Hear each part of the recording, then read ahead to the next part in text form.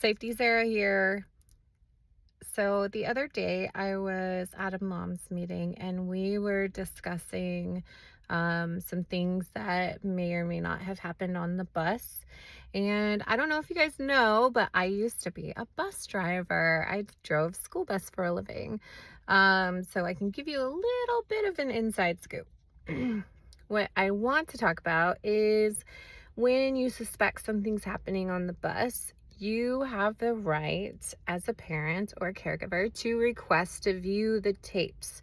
So you can go in and ask transportation to review the tapes and see what's going on.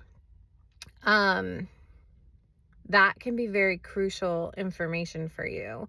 Another thing that is super important as a special needs parent to know is that bus drivers are not privileged to the information within an IEP or within a student's individual plans. So if there is something that is very important that you want a bus driver or someone who's caring for your bus aide or someone who's caring for your student to know, you need to make sure that transportation is made aware of the IEP and that you want the driver or the bus aide or whomever is caring for your student to know what they need to know regarding transporting your student safely and what's the best way to care for your student. So if your student is a behavioral student and has problems, the best way to communicate that is to go through the district and tell them, I would like this to be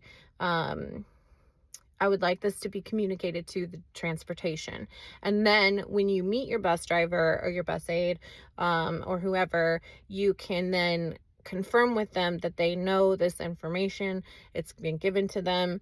But you really have to advocate for your child, because when we don't advocate for them, the bus driver doesn't know what they don't know, right? So like they could be walking into a situation that triggers your student and your child, and they have no idea that maybe a specific verbiage is a trigger for your student.